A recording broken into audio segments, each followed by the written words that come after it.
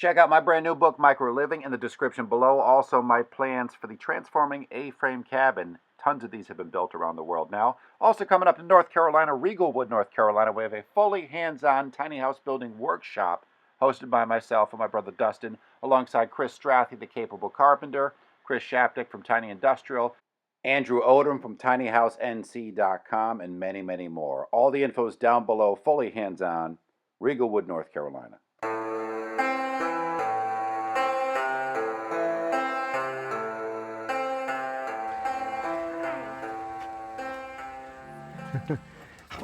Oh, shh, shh, shh. All right, so I'm attempting to make a video with 2 small children and a big dog, and we're going to see how that goes. So this is a 10-foot by 12-foot cedar shed. It's made by a company up in British Columbia in Canada. It arrived in panels that bolted together over a weekend. It's been here for a couple of years now.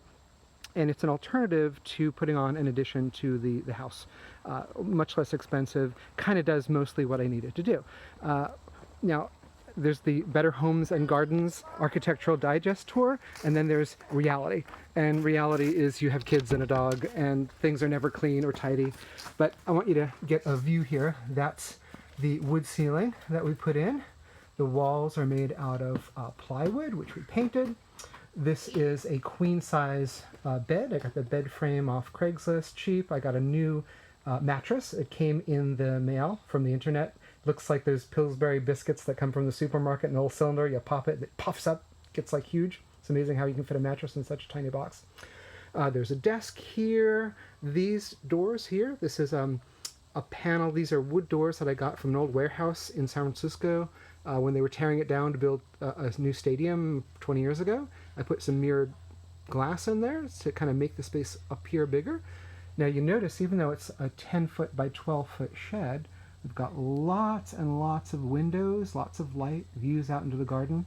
Down here, some shelves for books and sheets and linens and things. Now, there's absolutely no electricity, there's no plumbing, there's no nothing. It is just a shed.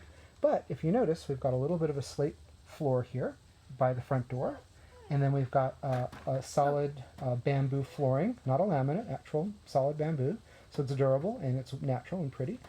So you can have guests here. It's a home office.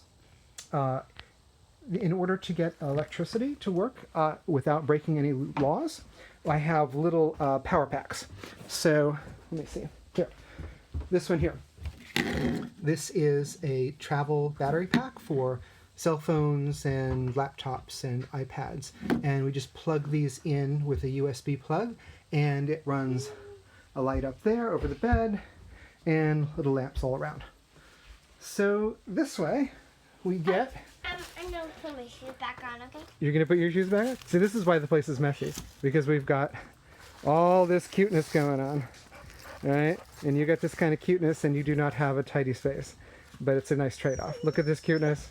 All right, so if you want a tiny house or an extra bedroom, but you don't want to go through the rules and the regulations and all of the hideous permit fees and the inspections and all this, this is a workaround. It was, I think, a $4,500 kit, and then we probably spent another $4,000 or so. So call it $9,000 all in, give or take. And we've got what is effectively a home office, a guest room, a place for the kids to hang out. And it works. Can we take a tour of the garden now? Look at all the little pretty grass, Dad. Hey, hey. Look at all